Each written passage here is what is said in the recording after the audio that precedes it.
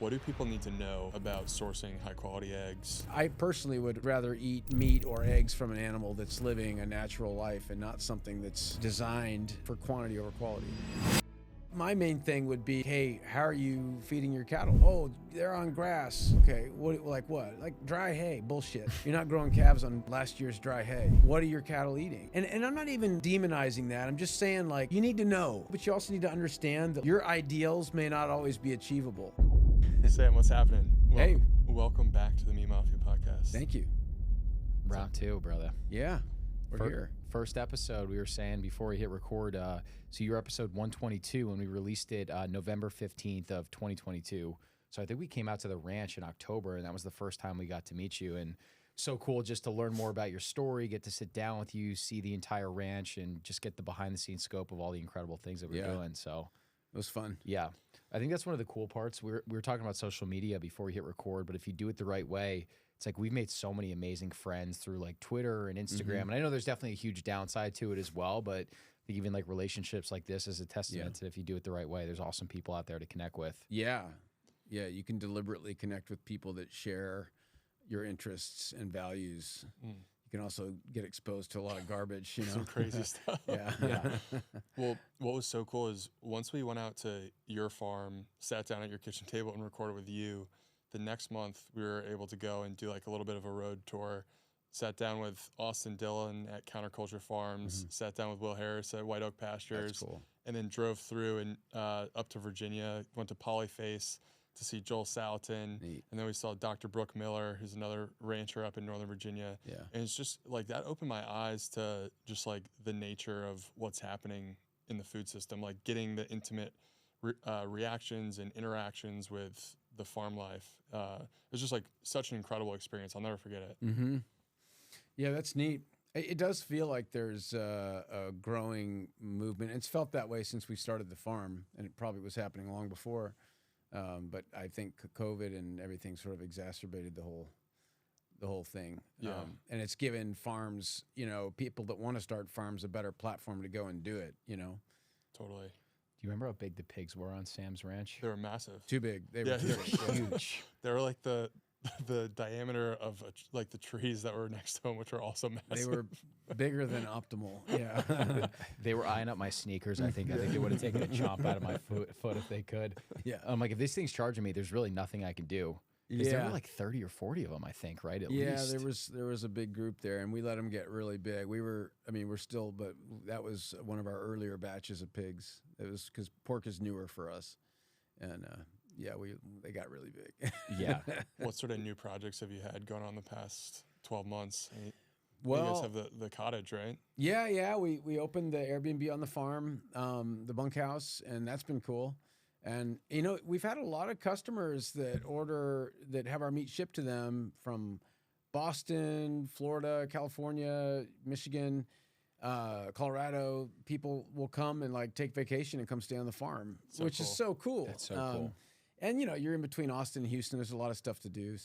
But that's been good. And then, of course, Local Pastures store in Austin has been doing really well. And we're working on opening our second store right now on North Lamar in Austin. And so that's been consuming a lot of our time. And, yeah, I mean, the vision here is to grow the shipping business and the stores. Mm-hmm. Yeah, what you guys are doing at Local Pastures is amazing. And we were telling you, we lived in an Airbnb for a few months right after you came on the podcast, which was less than half a mile walk away from Local Pastures. Yeah. So we were literally hammering that store every single day because you guys had meat, eggs, raw milk, mother culture yogurt, which is by far the best yogurt I've ever had. Yeah. It's like everything that was on point with our diet, we could just get it half a mile away, and you're our buddy and own the store. It was incredible. But I mean, I think that concept is so amazing because even in Austin, you know, there's more ranches here than you know what to do with, but still I'm always amazed that a lot of people just don't really know where to buy good quality meat. Mm-hmm. So you guys were like, instead of just having to go to the farmer's market, let's just build you guys a farm store with normal business hours. That way, anytime you want really good regenerative grass-finished products, you can just get that. Yeah, I mean, that was the thinking is, what's our biggest problem as a business? Because the farm is a business, and I'm the one that has to ruin the party for everybody on the farm. And I'm like, hey, does that make sense for the business. Yeah. But it is, and the big challenge is like you can go to a farmer's market once a week or twice a week or three of them or whatever like we do, and that's a huge production. It's staff. Logistically it's kind of complicated, and it's also something you don't totally control. It can rain, it can fall on a Christmas, and so the thinking was like, well, who doesn't like the idea of buying their food from a farm? Like almost nobody. Yeah. Who wants to drive an hour and a half to come get their stuff at my farm? Almost nobody. Yeah. Who wants to get up and go to a farmer's market in Austin? Fortunately, there's a subset of the population that does, but most people don't. And so, yeah, if we could just put a place where people can get our stuff 7 days a week, we thought, well, I think Austin's the right place to do it. And fortunately, the community is, overwhelmingly supported it, and it's been really great. So, do you view yourself as directly competing with Whole Foods? Like, how does that kind of come into play? Because, I mean, you are directly competing with Whole Foods, but the person who's so aware of like where their food is coming from really like kind of understands the nature of how Whole Foods runs its business and would probably rather support local. So I'm just curious how you think about that. Well, I mean, certainly we are, especially during the week, we're intercepting grocery dollars that probably would go to Central Market or Whole Foods. Obviously, I'll never put those guys out of business. Or hey, we can 20 try. years from now, I don't know, but no. Don't speak too soon. I mean, our core customer is a really mindful person that cares about nutrition and quality, and they want the best. They want the best, and that's it. And I like to joke that Local Pastures has all the stuff Whole Foods has, minus all the crap you don't need, which is, so you've got a little trailer here and a giant store there. There's a lot of stuff you don't need in there. Totally. In every grocery store, right? Yeah. But we're certainly not trying to compete with Whole Foods. The thing is, like, it's a novel concept, and I think there's enough room in the marketplace that I support other farms. I want other farms to succeed. I want other stores to succeed. I kind of live by the abundance mentality that, like, hey, I want us all to be successful. So yeah, I don't. But yeah, we certainly, I suppose, do compete for some of those dollars. Yeah. Yeah, I'm sure there is some light overlap, but if I look at my own food journey, I feel like Whole Foods was kind of phase one for me. So when I started kind of playing around with my macronutrients and going more meat-based and carnivore, that's where I started sourcing my meat from because I thought that was healthy and it was all like U.S. raised and regenerative and stuff. And then the more that I kind of went down the rabbit hole, I remember thinking like, okay, well, a lot of this stuff is actually just imported from Brazil, but labeled as a product of the USA. But there's still some good stuff there. But now phase two is like, let me actually go support my local rancher. And I feel like there probably isn't too much overlap because I think to your point, a lot of the people that are going to Local Pastures are like, screw these huge companies. I just want to give it to the ranchers that actually care about and trust, that are trying to make me the best possible product that they can. Yeah, and like,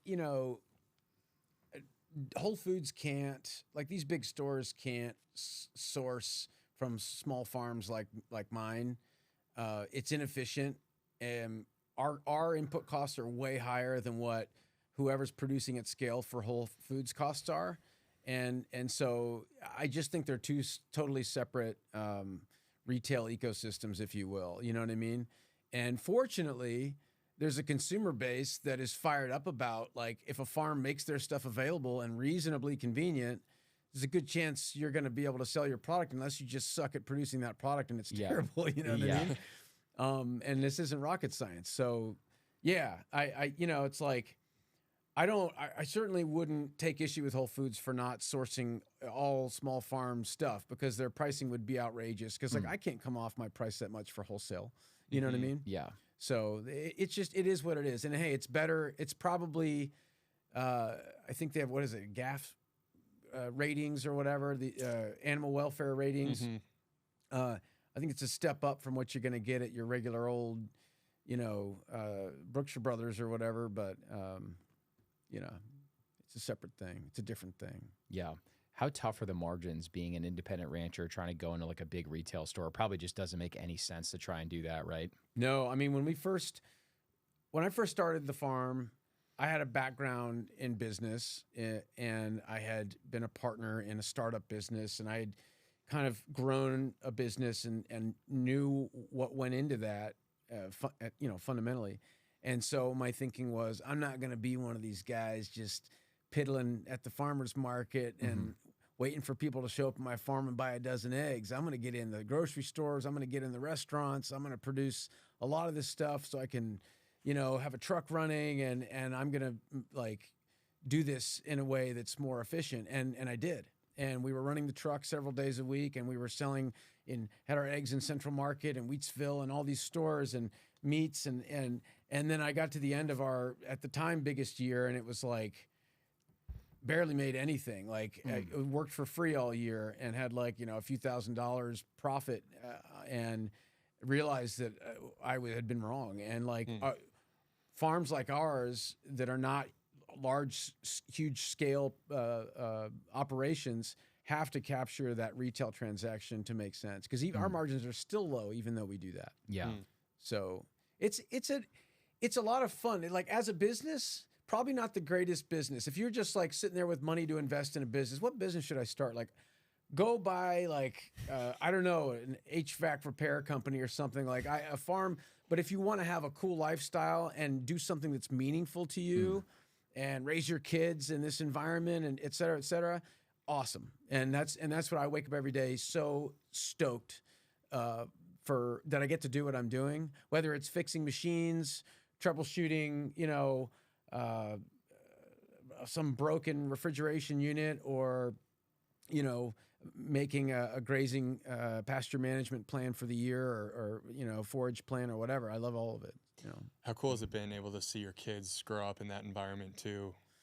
Just on the farm must be so fun. Dude, yeah, that's really neat. And like from the get-go, one really important thing to us was that the kids had a mindfulness about their food, how it came to be on their plate, where it came from, what that means. And, from an early age, our kids were involved in like butchering a Thanksgiving turkey that we had raised, or some chickens. And, and animals sometimes die on the farm when you don't want them to. They get sick and die or what have you. And they grew up seeing that. And my son, now 7, just shot his first deer this season.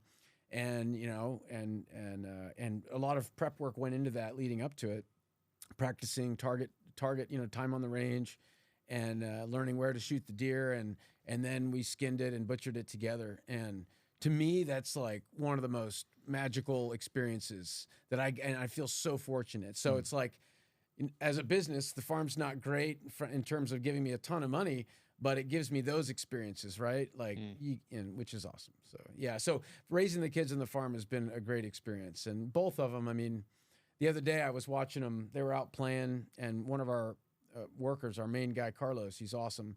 His family lives on the farm too, and he's got a son, and our kids all play together. And I was out looking for the kids, and they've got a lot of freedom. And I looked out across the road, and they were out in the pasture where the chickens are, and they were just walking back to the hay meadow with a couple BB guns. And I was just like, my initial thought was, oh, I need to go, like, shut this down. And then I was like, you know what?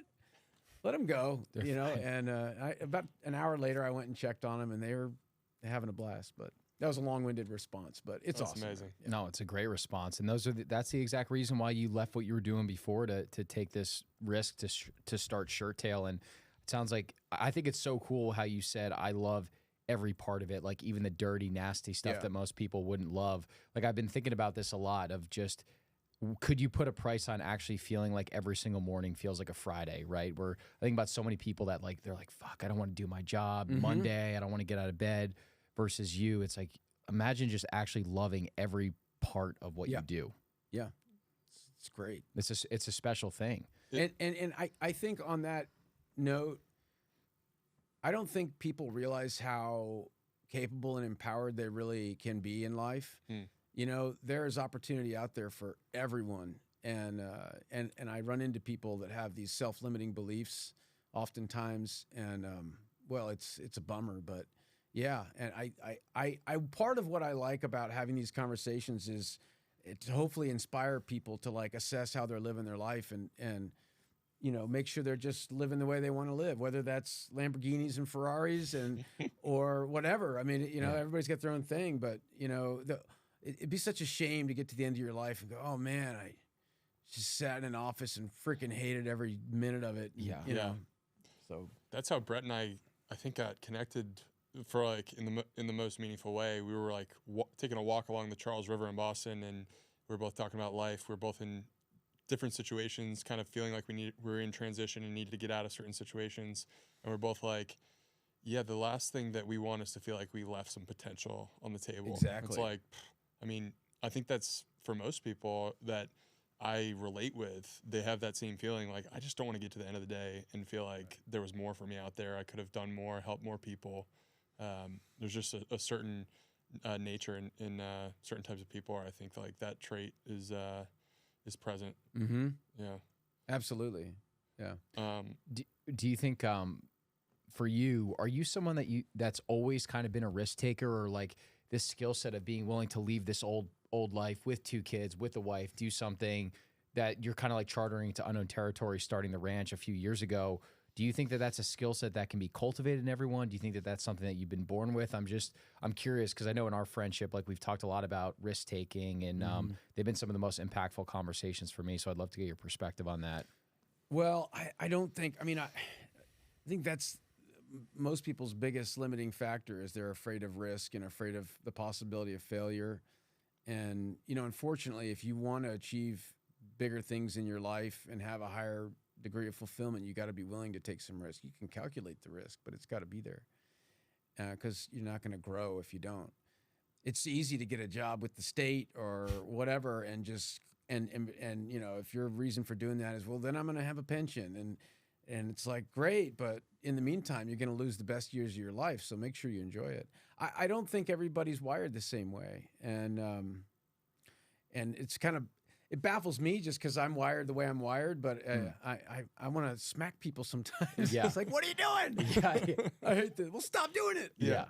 But yeah, no, I don't think everybody's. It's a function of like, do you want it? Because some people just don't want it. Some people are like, no, I like eating Hot Pockets and watching TGIF and playing World of Warcraft or whatever it is, you know. And if that's your thing, okay. But you know, there's more out there. And you know, like one thing I've discovered in my own journey with fitness and the farm and everything else is like, generally when you subject yourself to the most discomfort is when the most growth comes. And that's been true for you realize how capable you are and how free you are and how, you know, yeah. So was there a point where you felt like you overcame your own self-limiting beliefs? Because I feel like just based on what you said, like there was probably a turning point for you where, you know, you had to let go of some things that might have been holding you back. Yeah. Yeah.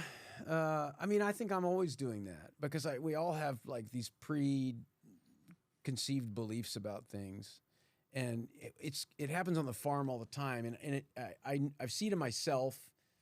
And here's an example. Like I bought a no-till planter, okay, for $7,800 from a guy in College Station, had it transported to the farm on a truck. And I started going through it and to service it before planting season came. And I had this mentor, Mark. He's a rancher, and we source a lot of our calves from him. And he's a great farmer, great rancher, good guy. And so I can always call him this stuff. And I was out there trying to pound out a bearing on one of the Coulter wheels on the planter, and I just couldn't get it out. And I didn't grow up. I grew up in the suburbs. I didn't grow up doing this stuff. My dad didn't work on cars, nothing. Okay, I'm YouTube and like Home Depot, and I call him and I'm like, I don't know what to do. I can't get that. And he's like, hey, you might just need to hit it harder. Yeah. And sure as shit, that's what I needed to do. I was giving up too early, right? And I see that all the time with people and my kids. I say this to my kids all the time, like, you know, the reason most people fail is because they quit trying too soon. Mm-hmm. And I really believe that. And so, yeah, man. Yeah, I think that's relevant to what you're talking about. But yeah, I think, I see that in myself. You want to give up, and you're like, well, maybe if I get a bigger tool and turn it harder, and so I think the key is to just focus on what you're trying to accomplish and stick it out, and don't quit. Change course, fine, but Yeah. Like our minds are always kind of like reverting to the mean in some ways. So you kind of have to catch yourself when you're on those days where it's like, oh, like I can't do this or do that. It's like, no, like think about all the things that you've done up into this till this point, like getting the farm going to begin with and starting to open up farm stores in Austin's, like all those things are just like massive badges of honor. It's like you can do so much with what you have. And I've always found that like what successes I've had in life, like there's a building period leading up to that where you're uncomfortable and you're growing and you're building and you're figuring things out and you're unsure, and then you maybe hit a point where your business starts being successful or you sell a business or whatever it is, and then it's like awesome, and then all of a sudden it's like anticlimactic and unfulfilling again. And you want to go do something else, and I feel like I constantly need that. Like with Local Pastures, we're in building mode right now. With the farm, we've been in building mode for 6.5 years, and it's still in evolution. And there's times when I want to bitch to myself about, man, I want to get this thing running smoother and do this and hire this person and whatever. But the reality is I know that I'm happiest when I'm in growth mode and when I'm uncomfortable and when things are surprising and new and confusing. Yeah, totally. And that's a healthy mindset to have too, right? Because it's like, it's a really interesting point. We always try and be transparent with our numbers and the things that we're doing with our audience. So like we just ran the numbers for 2023. So between the media side of Mafia and then Noble, both those businesses did like 450K. So not bad for like year one in business. Harry and I did not take home much out of that 450K because there's a lot to improve on. So it's like kind of that similar feeling to what you had in year one where you're like, fuck, I'm working, I'm doing all this stuff. The business is making money, but we're not really making as much money as we want to have. We're like, dude, you guys chose to do something difficult to try and monetize a podcast, just like trying to monetize a ranch is extremely difficult to monetize. Like it's a long game, right? Yeah. And having that ownership mentality of like, you put yourself in the shit, so let's figure this out. And how proud of yourself are you going to be when you actually figure it out and make it successful? Right. And then to your point, once you do it, then you're going to want to reach the next thing too. And I think that's a totally healthy mindset to have. Yeah. And like, I suppose if one day, it won't happen, but let's just say money was not an object. I don't know. I'd still be going out and like trying to climb a mountain. I'd be doing something difficult, makes the beer taste better at the end of the day. It really does. It really does. Have you noticed that the trend of just people, you said this at the beginning of the podcast, the people really caring about their food, has that stayed consistent like since COVID? Or has it dropped off a bit? I think it's grown. And maybe I'm kind of have my blinders on because I'm in my little microcosm, because I'm around so many people that are so mindful about eating an animal-based diet and Paul Saladino and all these people. But I feel like there was a big explosion in that conversation post-COVID. I feel like or during or post-COVID. And I myself have drunk the Kool-Aid and eat an animal-based diet and so I feel like it's just getting stronger and stronger. At least that's the sense that I get. And we've got a tremendous amount of customers from all over that are just incredibly mindful about what they're eating. And I mean, every day I'm getting phone calls and emails with specific questions about how we treat the animals or how the meat's packed or whatever. And these are people that it's really important to them to know. So, yeah. I mean, even if you look at Local Pastures, to the point that you're making of how much the movement has grown post-COVID, I would think that if you put Local Pastures in Austin 4 to 5 years ago, it wouldn't have the same demand that it has now, where like the lines are literally jumping out the door. Yeah, I got to think it would be different. I think it still would have worked, but me too. We're really surprised at how strongly the community has responded to it. Yeah. We talk a lot on this show about, the relationship between consumers like us and a rancher like you. And we talk a lot about, the consumer's obligation to support the rancher and how cool that experience is and the feelings that are associated with that. But what is it like actually being on the flip side of that, of actually being the rancher that's providing food for the local community? In what sense? Like what are your favorite parts about it?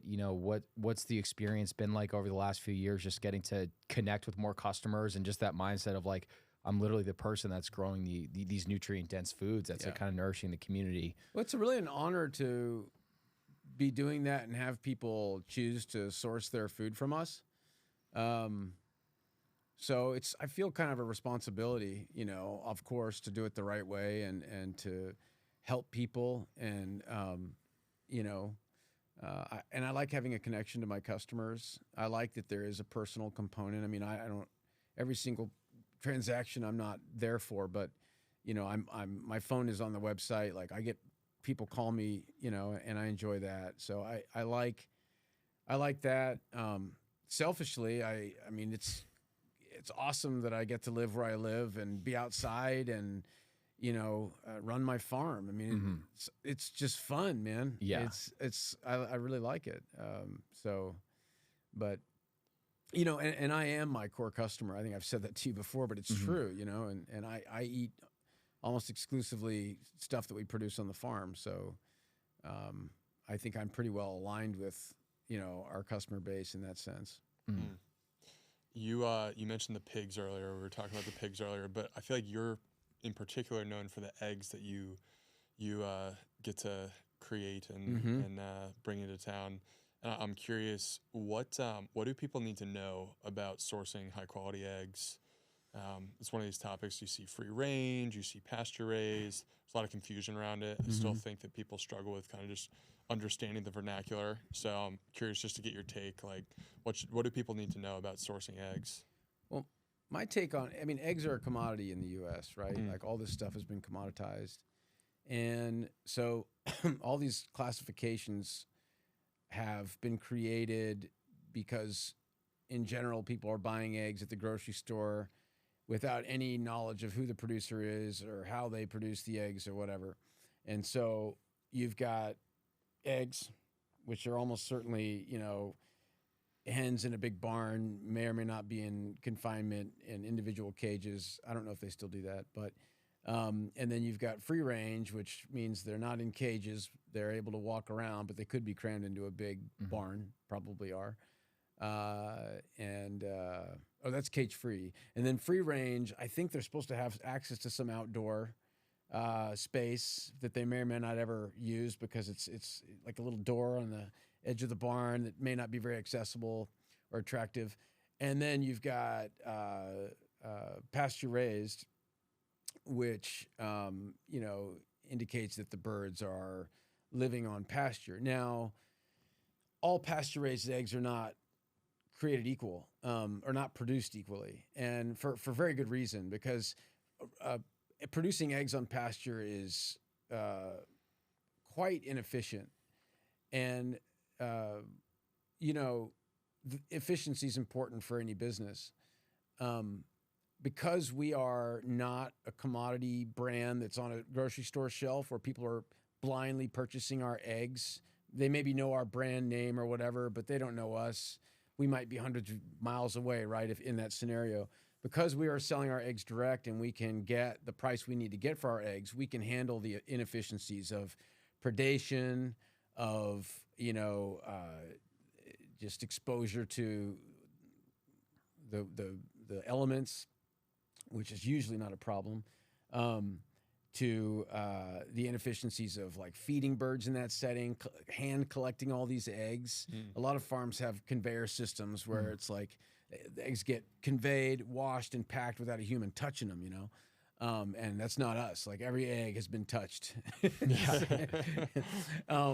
And so, from a macronutrient standpoint, I don't know that there's much difference between some large-scale pasture-raised or free-range egg and my egg, and I'm not a nutritionist, so I can't go into detail on that. But I know that fundamentally, And Will Harris talked about this on the Joe Rogan podcast, which is it was the first one he did, I think. It's a really great conversation, but he talks about like, what animal do you want to be eating, right? Like he made the comparison of like a feedlot calf to a grass finished calf in his program. And like, if you left the feedlot calf in that program for a long period of time, like it would die, like probably wouldn't make it another year, right? Because you're creating this metabolically unhealthy animal. And whereas on a true grass finishing program, that animal would certainly, barring some sort of surprise, catastrophe, or freak illness, would live its entire lifespan, 20-year lifespan, you know. Yeah. And so same thing with eggs, you know, birds that are not exposed to the sunshine and able to forage on bugs and seeds and all the natural things that these birds are supposed to be consuming are just not going to be as healthy as birds that are crammed inside a climate-controlled barn. Now, they might have a more comfortable life in some ways, right? Because when it's cold out, our birds are cold. When it's hot out, our birds are hot. But, you know, they have shade and they have shelter and they have food and water, and they're not like getting rained on, but they are more exposed to the elements, and so they don't produce as well as birds that are in a perfectly balanced environment, you know. But but I personally would rather eat meat or eggs from an animal that's living a natural life and not something that's, you know, been designed for someone for efficiency over, you know, for quantity over quality. Yeah, it's a really important nuance, because that's something Harry and I talk a lot about, of like, you know, I'm trying to figure out how to phrase this, but, you know, it's chicken, meat, etc. It's like we're trying to say not to demonize individual ingredients, demonize the way that it's actually harvested and raised. Just like, you know, hey, all bread is bad. Well, it's like, I don't, you know, local sourdough compared to Wonder Bread, those are two totally different products. Type of chicken that you're talking about versus some industrial broiler, whatever, totally different product too. So it's like we kind of got to get out of this habit of just being like, oh, this product's bad, this product's good, versus like, how's the animal actually raised and harvested, etc. Well, and then there's the conversation, this comes up a lot. It's like, are you organic? Is everything you give your animals organic? And for some people, the gold standard is everything certified organic. And to your point, like, I buy alfalfa during a drought. It's not certified organic. It's possible those fields have been sprayed before. I don't know. That's not a big part of our program, but like, it's there. But I can guarantee you, some calf stuck in a feedlot eating organic grains and getting unhealthy and living in an unhealthy environment is certainly not superior to what we're producing on our farm. Yeah. You know? It's a good point. It's like we've fallen in love with the label versus actually understanding what's really healthy. And what's being healthy is actually knowing Sam on a first name basis, being able to go out to the ranch, see how everything is done, and then make your choice if you want to buy from him or not. Yeah, and knowing that, I mean, we are turning over every stone we can to do the best job we can, and we're transparent about what we do. You know what I mean? You know, but you know, you get into situations where it's like, you know, you get in a drought and you can't just let your cows get skinny and eat, you know, dried up dirt grass. Like, they got to have nutrition. Yeah. It's funny. I was talking to my wife about this, and I was like, it's like, if you were super organic mom and you went to Whole Foods and everything your kids ate was organic, this and that, and vetted by you, and keto, whatever the label you want to put on there. And then let's say there was some natural disaster and the only thing available to you was Taco Bell. What are you going to do? Yeah. You going to feed your kids the last of the kale chips and let them suffer, or are you going to get them a damn chimichanga? Yeah. You know what I mean? Oh, yeah. You're going to feed them. And that's the thing. When we go into a drought, I'm not going to let my cattle starve. I'm going to buy the alfalfa, even though it's not certified organic. And you know, we got to do that. So, yeah. I feel like we've lost so much context around this topic, obviously, over the past like several decades, as more and more people have grown detached from knowing their farmer, even just like being a farmer. Like, I think it was early 1900s, like there was, I forget what the actual stat is, but you know, it's like we've basically shrunken the amount of farmers and now we rely on bigger farmers these days. Yeah. And people don't really understand the actual processes behind the scene. And the same thing goes for like cooking and nutrition. Like now we're seeing like Uber Eats has pop up and people are just relying on convenience. And now people don't really know how to prepare meals for themselves, understanding the basics of just nutrition and fueling yourself. So it's just like blows my mind how much context and common knowledge has been lost over the past several decades. Well, yeah, and you think about like for people that live in cities, the idea of there being a farmer is like this distant concept. Like I know they're out there. Yeah. I don't know any of them, and I don't know like what it's aliens. like. You know. Yeah. Whereas that it used to be a profession that people aspired to do. It used to be a profession that people might say, "Yeah, I'm going to save up and buy 50 acres and start a farm and build a house and make a life." Right. Yeah. And now it's like, you know, I mean, there's a bit of a change, right? Because there is this sort of culture of not culture. What am I trying to say? Like there's this growing group of people that have an interest in food and where it comes from, and then there's a subset of those people that actually want to go out and become producers themselves. Maybe more so because it seems cool than because it's a great business or whatever. But I mean, you know, but yeah, it used to be something people aspired to do. It was a noble profession, and now it's just some distant thing that somebody else does. Yeah. You know. Yeah. Yeah, outside of water and air, food is the most essential thing you could possibly put in your body. Yeah. And so it is such a noble thing. To think that we've kind of lost that it's sad, but I also think that we can pull back from the brink because of the stories that you're telling and the demand that you see at Local Pastures. I will tell you this, there's probably a lot of logistics that would go into this, but if you guys did a seed oil free, like badass meal prep thing where I could pick up meals there, I would order from that place every single day. So just something to think about. Interesting. Plant the seeds. So no seed oils? No, Or did you say double seed oils? double canola for me. Yeah, it's interesting.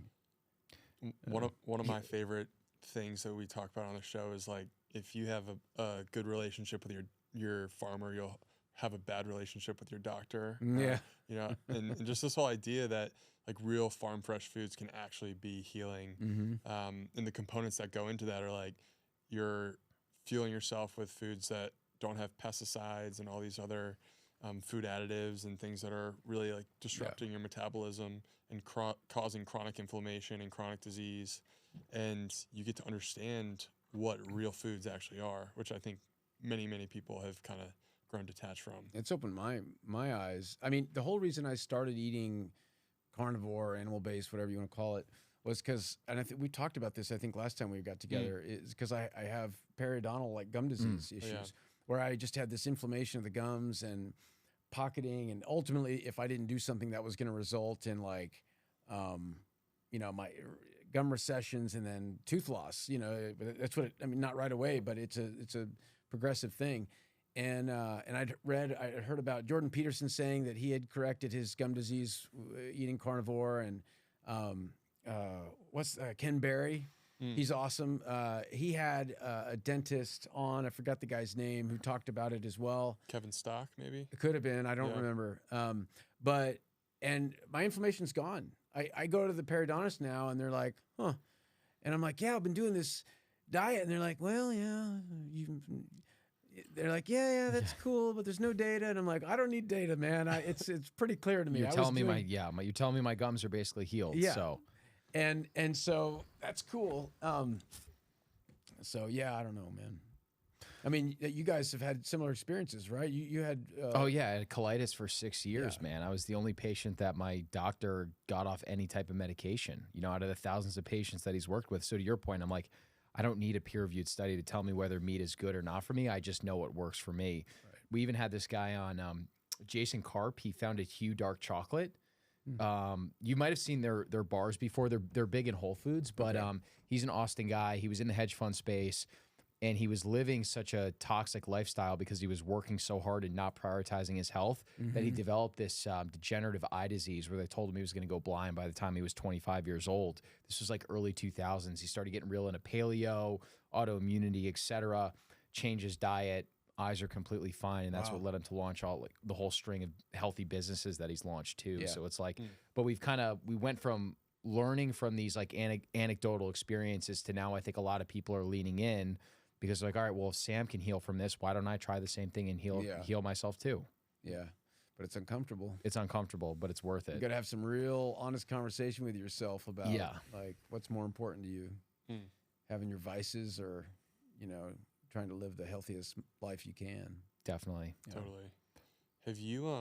Have you heard anything about mRNA vaccines in livestock? I feel like I saw it a few months ago and haven't really seen it pop back up, but it's something that garnered a lot of attention when it was first kind of circulating the internet, and people were like, oh, I don't think it's true, but I'm curious if you did any research on that or have any thoughts on it. Yeah. We're not using any mRNA vaccines on the farm, nor do we plan to. My understanding is, so there is, most cattle in the U.S. get a 8 or 9 way a vaccine for a series of respiratory viruses that are common among cattle. Respiratory viruses are a big menace for big cattle producers, especially if you've got cattle in close quarters where the air quality is not good and stuff. And there is going to be, I believe, an mRNA component added to that. And that's going to be a requirement for certain beef programs. That's not to say a guy like me is required to use it. That I think if you're selling your beef, your commodity beef into certain programs, that it may be required. So a lot of people have called me about this, and when this news first came out many months ago, I was getting a lot of calls about it. People really concerned, and but it's important to just like let people know this isn't, to my knowledge, there's no government conspiracy to go force all farmers to give this to their animals.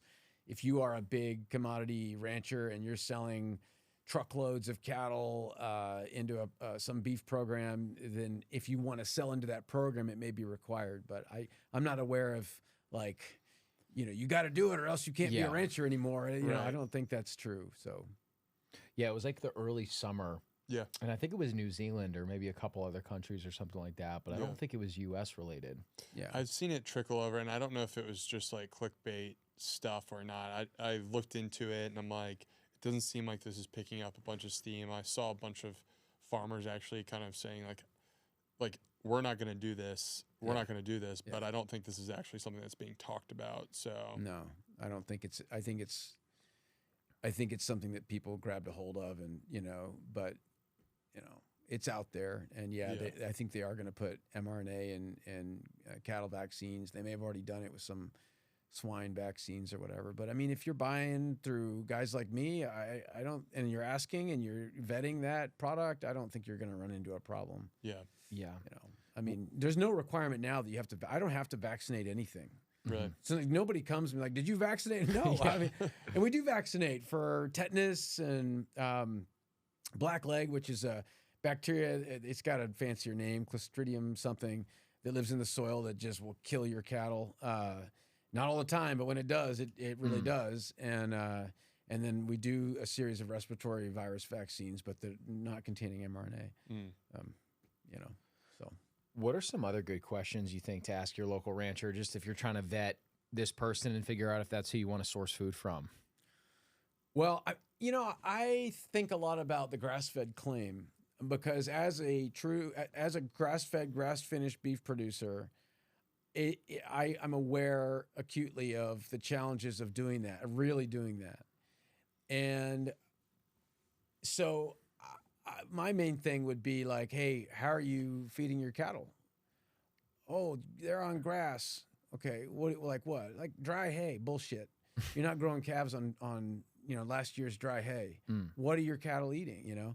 And I've heard of people getting a grass-fed ration from a feed mill that is, a sunflower meal, cottonseed, maybe some other stuff blended in that maybe isn't grain, but it's not really, maybe not consistent with. And so, and I'm not even like demonizing that. I'm just saying, like, you need to know. Mm-hmm. You know, if you, and you need to know, but you also need to understand that like your ideals may not always be achievable. Mm-hmm. You know, there are when there are droughts and I've got 90 calves on my place I've got to feed, I'm going to buy beet pulp and alfalfa, and I'm going to mix that with whatever hay I can find in our big feed mixer. We chop that stuff up, and I might even put a little cane molasses in there because it's rich in electrolytes and it helps them with the heat. And that's what we do in that scenario, right? Because you got to do something. And I've talked to other producers that are like, oh, I got this grass-fed. They said it's grass-fed approved. And I'm like, well, what do you mean? Like, they don't want to know, right? And so I just think it's important that, like, you know, that you ask questions if you really, really, really care. Because in direct questions, because you may not get direct answers if you don't ask direct questions, you know? Yeah. I think it's a great, honest answer. And I think something that we've talked about this before, but something that drives Harry and I crazy are some of these health influencers that are armchair quarterbacks that have probably never really spent time at a ranch before, that are just like, oh, if it's not grass finished and regenerative, it's absolute bullshit, without having any understanding of droughts or just these conditions that pop up in the life of a rancher where you like literally cannot feed your cattle grass for the entirety of their life. Yeah, and so it's like, well, what do I do? Like, face financial ruin and go get a job at Starbucks, or do I figure out a way to push through this tough time? And you know, I think it's important for customers to understand all that stuff. But you know, transparency between the farmer and the consumer is important, and that's something we value. And I try to, on Instagram, talk about, and on the website, like, here's how we do what we do. And I get people to call me like, hey, do you vaccinate your cattle? Yeah. Okay, bye. Yeah. You know, oh, fine. You know, I don't want to, you know, lie to anybody. But yeah, it's tough. And like, you know, whether you're a regenerative farmer or not, like a lot of farming is really pretty. When the rain works out and the weather works out, and you got grass, and it's a beautiful thing to see ruminants eating grass. And that's what we're doing. This year's a great year. We started grazing our spring grass, our winter spring grass, our oats, December 1st, which is the earliest we've ever started grazing. Normally we're feeding into February. And so I've got a bunch of hay sitting there that we made, and this abundance of grass. It's wonderful. And in all likelihood, my cattle will graze. We won't have to start feeding them again until the fall. Nice. Which would be tremendous, right? To have like 8 months of straight grazing where we are. Whereas in parts of New Zealand, or, you know, parts of the Pacific Northwest or whatever, you can graze year round in some places. What's your favorite animal on the farm? Well, two of my dogs are my favorite. Oh, yeah. Nina and Bodie. But no, I mean, I enjoy the cattle. Yeah. I enjoy the beef, and I enjoy the agronomy. I like the soil science. I like planting, and you know, I haven't cataloged this data in a way that's easy to digest, but I have soil test data, and I'm compiling over the years so I can track how our soil has evolved over the years. But yeah, the beef is my favorite. I mean, the cattle are my favorite. The agronomy aspect is so interesting. I'm sure you've probably seen the soil quality change and new species of animals come onto the landscape that you manage, and new grasses and things like that. How long ago you started? 5 years ago? 6.5. What sort of things have you seen change because of that? So it's interesting because in terms of the vegetation, our place was leased by a rancher before, so there was cows on it. And like a lot of these guys, if there was a blade of grass, they let their cow go eat it.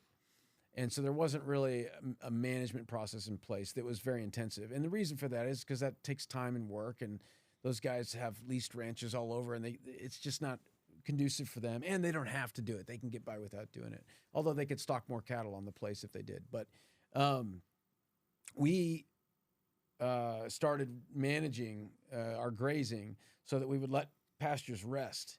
And immediately we saw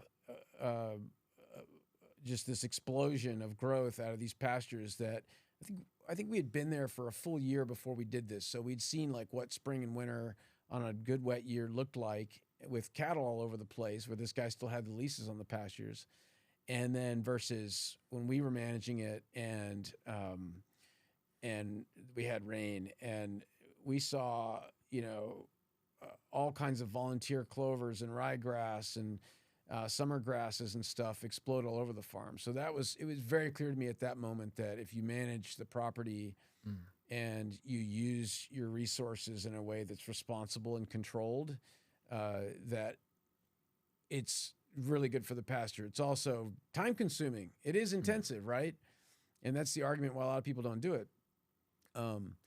What's interesting about the grasses on our farm is that, the days of like the old native bluestem being the prominent grass on the farm are gone. I mean, there are farms that have pretty good stands of the native bluestem prairie grasses that the buffalo ate, but so many exotic grass species, and I'm going to kind of geek out on you, but so many exotic grass species have been introduced over the last 150 years. And it was all people trying to solve this problem, like, oh, this grass can do this. Oh, this grass from Asia can do this. And so your Bermudas and Dallas grass and Johnson grass and, all these, Bahia grass, all these different grasses were introduced by people that thought they were like, just God's gift to agriculture. And so all these exotic grass species have really taken over. And we have no choice but to embrace that. Like, because the only way to get rid of it all is to just herbicide everything. Yeah. Right? It's not going to do that. And so that's interesting. But yeah, in terms of the structure and the soil, and we're rotating 3 different species across the pastures: the pigs, the chickens, and the cows. And of course, the pigs aren't everywhere, and the chickens aren't everywhere, but the cows are everywhere. And it's great to see year after year when the laying hens move off their section of the pasture and we go in and no-till seed, and then the cattle go into graze, how it comes back thicker and thicker. Yeah. And even just compared to like the land on the other side of the fence, which is the same land. It just hasn't been managed in the same way. Right. It's cool. Yeah, it would be cool to see a side-by-side comparison of your land versus like the neighbor's land too. Yeah, just to see I the still want to difference make enemies with my neighbors. I know. Yeah, you don't want that. I see that sometimes. I'm like, does your neighbor check in? Yeah. I see Rome Ranch has done that. Yeah. I'm like, do you know that person? Yeah. Yeah. What was the experience like, 6.5 years ago when you process your first batch of animals? Was that a tough thing to do, or what were kind of like the emotions associated with that process? Because I don't think we talked about that the first time you came on the show. Yeah, that was interesting. So yeah, man. Listen, like I said, I grew up in the suburbs. My dad didn't hunt. I didn't hunt. I fished a little. I mean, I just didn't have any exposure to that. And so it was important to us that when we started doing this, that we were a part of every step, at least, And so for the first several slaughters, I was there for it. And it's killing an animal is killing an animal. It's like there's parts of it that are just not awesome, in terms of how it makes you feel. It's, you cannot argue with the fact that we eat meat and we've eaten meat, and it's appropriate for our species. And so it leads me to ask the question, well, what's wrong here? Is there something wrong with that happening, or is there something wrong with the way I feel about it? And is that a result of this life I've lived where food is a commodity and a steak is just something on the shelf? And I believe that is the reason why people have these. And I believe that is the reason why veganism has become this huge thing, is because people have grown up where animals have names and they sleep on your couch. And then, suddenly you're 16 and you have this realization that some cow died for you to eat that hamburger, and they just don't know how to process that. You know what I mean? Yeah. Yeah, I agree. Yeah, especially being in the Northeast, there was just so much outsourcing of that entire process. Like, even when I first went carnivore, I was still kind of just thinking about meat as this, this commodity that's wrapped in a plastic wrapper that I just go pick up and I buy for this price, and I don't really think about where it comes from. I'm just trying to get these nutrients from it. And then we start to do the show and go out to the ranches and hear about your perspective, and it's like, I mean, death is unfortunately this kind of amoral thing where it's like, if you want to be able to eat these evolutionarily appropriate foods, it's like the animal unfortunately does have to die, but it also creates a shitload of life as part of that process too. It's true. And but yeah, I went to the butcher and was there for several of the initial slaughters, and occasionally I'm still am. you know, it's all done with respect. This is our food source. We're not here to like have fun killing stuff, but it's necessary. But it was an interesting transition. It was an interesting experience, and you know, it was important to us that at least one of us went and did that. So yeah. And then since then, I didn't grow up a hunter, and you know, I've become a hunter since living on the farm. And my son and I on a board, you know, if we're bored on a Sunday, we'll go shoot squirrels and grill them. I mean, Yeah. you know. Your son's definitely living his best life out there. He loves it. He's just playing baseball and shooting squirrels. Yeah. Yeah. I mean, every day he's like, Dad, can we go squirrel hunt? Can we go fishing? Whatever. And it's cool. Yeah. That's unreal. Yeah. What goes through your head when you see some of those clips of like vegans dumping milk out in the middle of the grocery store? Oh my God. I think just stupid, entitled people that their parents didn't raise them right. It's just such a waste. I mean, hey, you want to be a vegan, be whatever you want. I mean, but you know, you can't expect the world to see things through your lens. You know what I mean? We can't expect that, and no one should expect that. We all have to have some mutual respect, and I think that's what's lacking in those situations. Yeah, the wastefulness is just something that I can't get over. It's like in the food system in general, we waste so much. I think it's like something like 50% of the food goes to waste, but something like that where someone's put a lot of time into actually raising the animals and going through the process of getting the milk high quality and then putting it on the shelf. It's like, it's so disrespectful. Oh yeah. Yeah. Well, man, that's like sort of a chronic underlying problem in our society anymore. Right.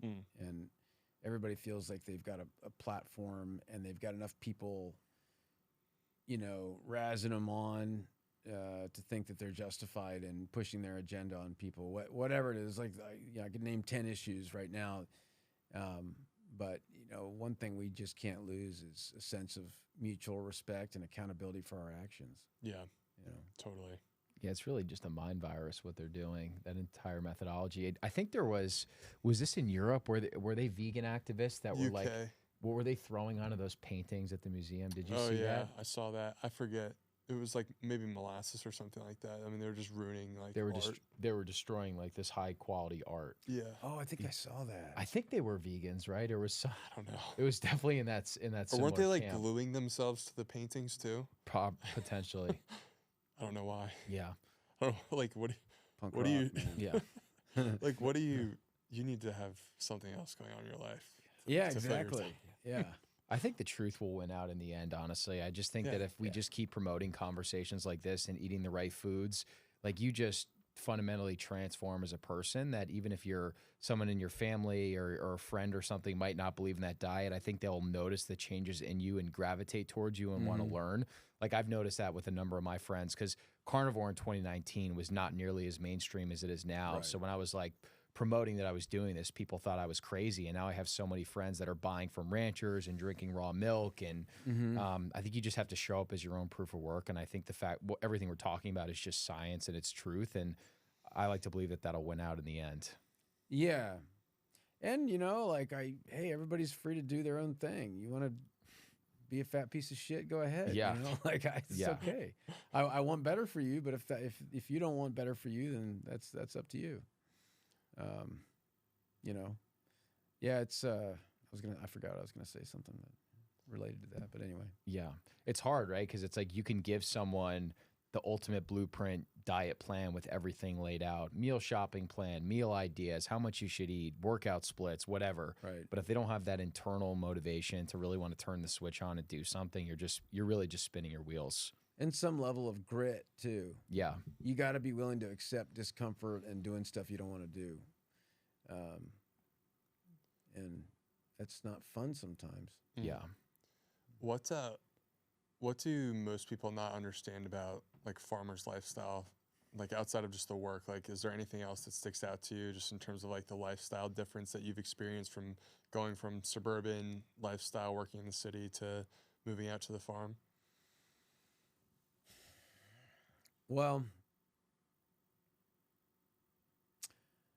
you know, I think people have a picture in their mind of what a farm is, you know, this bucolic, beautiful place where you're with animals and just living the dream. I hear that a lot. Living the dream, man. How you living?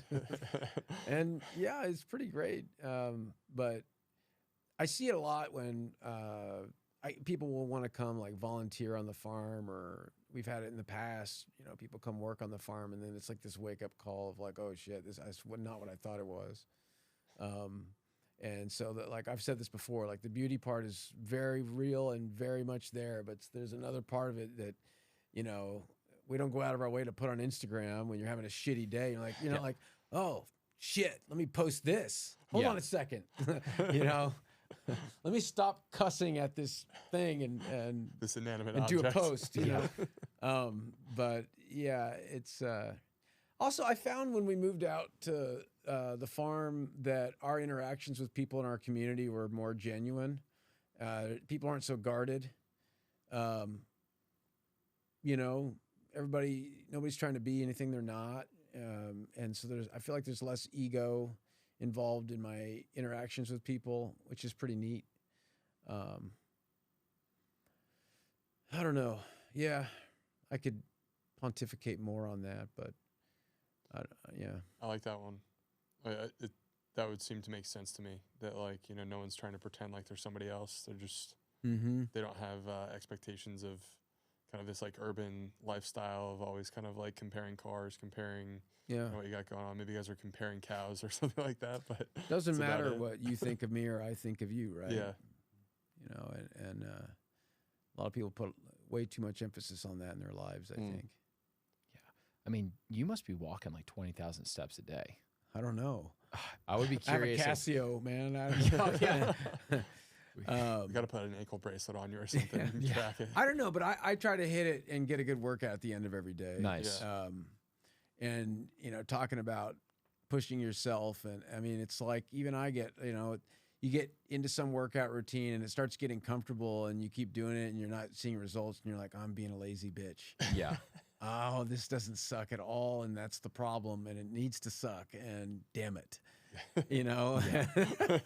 And I went out the other day and it was like 2 days ago and it was 31 outside and I went out to the shop.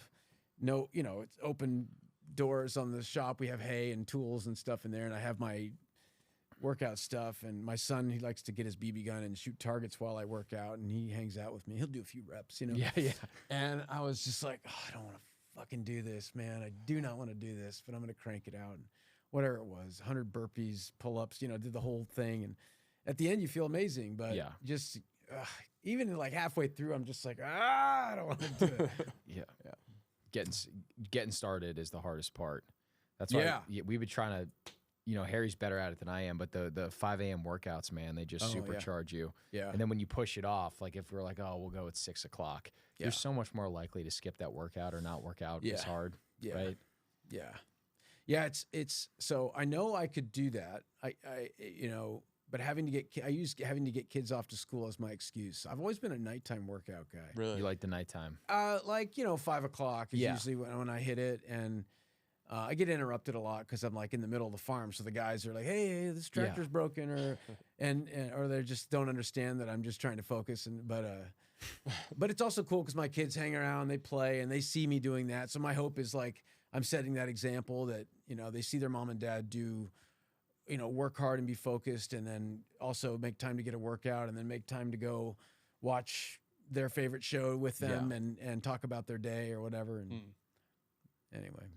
What was the experience like going on Nick Bear's podcast? Did you see like a noticeable uptick in kind of awareness around Shirttail and what you guys are doing? Yeah, it's funny on those, because podcasts have such a long life that the indications of the effects of like having a conversation that maybe gets a lot of exposure is trickles in over time. That was my experience, but yeah, I mean, that was cool because he's got such a big audience, and so we definitely saw increased interest from that. I mean, we've seen that from having our conversation before with you guys, and that's why I like podcasting. It's a good way to have these meaningful conversations, and again, like I want so much to inspire people to eat right, make good decisions in their life, but also know like that, you know, what we're doing, what we've done with leaving our life and becoming farmers, you could do that too. Maybe not to become a farmer, but you know, go make this thing you want to make or start your podcast, whatever it is. Like it's all out there. Go take it, you know? Totally. But yeah, the Nick Bear is a great guy, and that was a cool experience. And he's a Shirttail customer too, which is pretty damn cool. Yeah. That's why he's so jacked, they say, the yolks that you guys sell. Yes. Yeah. No, that was neat. Yeah. They have I guess he moved, but I don't know if he still comes back into Austin or not for that, but they had a really legit studio there. It was They're legit. it was yeah. He had a, I don't know if you put this in the thing or not, but he, like leading up to it, I got an email from some guy, not some guy, I just can't remember his name, nice guy. And he was like, what's your drink order? And you're like, what's your drink preferences? And I was like, what is this? Yeah. Triple macchiato. Yeah. We gotta step our We just got raw milk glasses. Yeah.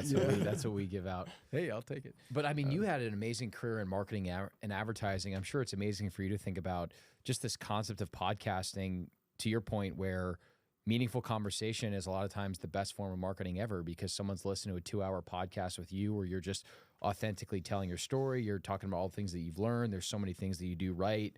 And then if I'm an informed customer, I'm like, well, damn, I want to go out of my way to order Sam's products too, because I want to support the guy and the products sound amazing. It's just, it's cool how you can launch businesses off of having meaningful conversation. Well, it's cool. It's a great way to communicate what you're doing. And I can be long-winded when I get excited about things. I mean, these are topics I like talking about, and I think a lot about them.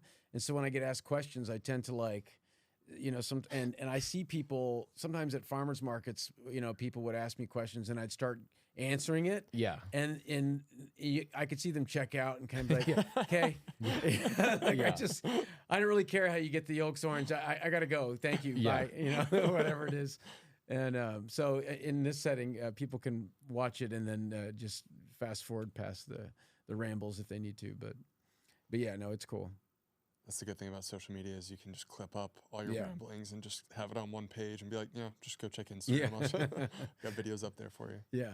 I wonder if you guys could do some type of a cool like Local Pastures event where you get some really cool speakers or ranchers or something like that and have a bunch of the customers and members just come network and listen to some really cool information, because those customers want to learn more about the orange and the yolks for sure. That would be cool to collab on. Yeah, that would be really neat. I've actually thought about doing a springtime event at the farm at Shirttail and doing like, we have, you know, these country roads out there, and setting up a course to do like a ruck or run or whatever, dude, and then have it, but then have like a meal served and, you know, speakers and music, whatever, I don't know, and have like a farm kind of thing. That would be amazing. I know. We are in. I know. We're so in.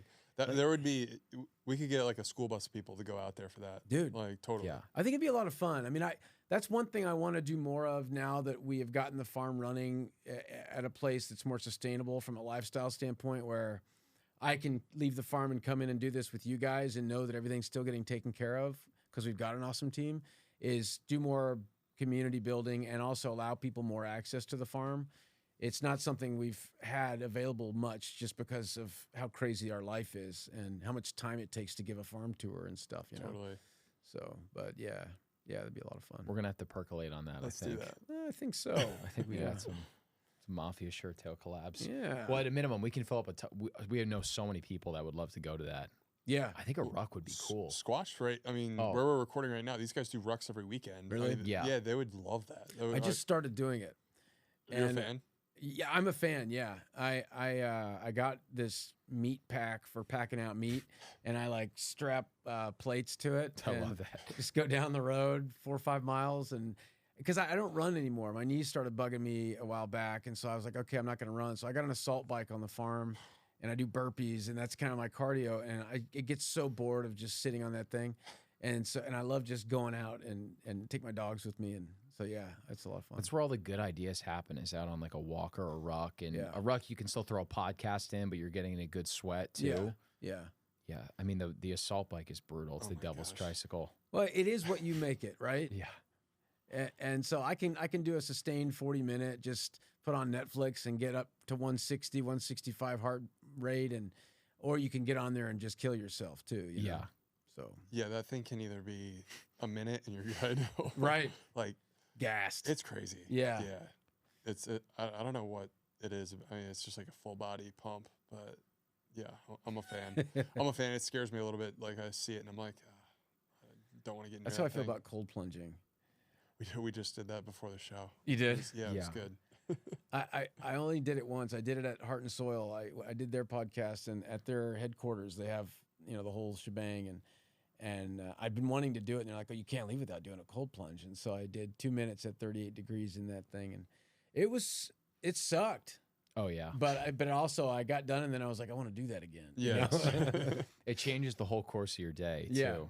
I feel like you would be a guy that would cold plunge every day if you had one. I think so. And I'm like, oh, I've got a walk-in freezer. I could freeze ice blocks, and I've got cattle troughs, and but I keep finding reasons not to do it. I've got a swimming pool. I could just go sit in the pool right now. You could jump in the pool after a nice little salt bike workout. Yeah. Yeah. Hey, don't they say it's better to do the cold plunging before your workout? I Yeah, think it's so. like this is like the new thing in the past 12 months where they've like people have started to popularize the idea of it. I've done it. I think it works. Yeah. Yeah, it like shocks your nervous system, wakes it up, and I always feel like I can do more pull-ups, hit more push-ups after I've hopped in the cold. That's cool. Yeah. Yeah. It's fun to experiment like that. Yeah. Just like move some things around, see how different things affect the workouts. Yeah, it's fun, man. Yeah. Anyway, like I told you when I came in here, my dream is one day to have a setup like that on the farm where I just don't have to leave. That's it. Yeah. That's all Let's you make need. it happen, man. We can do it. Let's little sauna, cold plunge, beef. Yeah. I mean, I don't think it gets better than that, man. I think all three of us are pretty simple in that sense where it's like that's pretty much all we need. Yeah. Our families and just a nice little workout setup and some food. Yeah, I mean, for me, like I was thinking about this yesterday, because I was having a day where I was just kind of aimless and I got some things done. But, every day you want to have like this 9 hours of just productivity. Oh, I just rocked this shit out. I closed this deal. I did this thing, whatever it is, right? That's what we all aim for when we wake up in the morning. But it's just not going to happen every day. And I find the best way to salvage a shit day is to stop worrying about the work, go get a really good workout, wear yourself out, eat a good meal, and, just call it a day. Yeah. I feel if I can at least do that, then I still feel good at the end of the day, even if it was kind of a frustrating day. Totally. It's such a good point because, like, if you're in that shit headspace and you're trying to force the work, you're not going to get into a better headspace and you're not going to do the work. So you might as well do something that will at least get you into a slightly better headspace, but it's probably going to make you feel like a different person. Yeah. Good meal, good night's sleep, and then a whole night's sleep, you'll wake up as a different person the next day. Yeah, and if it's 11 a.m. and it's not going great, we'll go crank out a run and then get back at it, and maybe you'll be more focused. But if it's 4 o'clock, fuck it. Just go work out. Yeah. Your day's over. I like that. That's how I feel. I like that. Yeah. Well, brother, it's always amazing having you on the show. We appreciate you doing this. We're so pumped to get connected to you. We love seeing everything you're doing at Local Pastures. And we'll be in touch about that ruck experience out at the ranch. That's what we need. Let's rock. I want to do it. We're doing it. Yeah. Let's make it happen. All right. Thanks, Sam. Thank Thanks, you. Sam. Appreciate you, Appreciate it, man.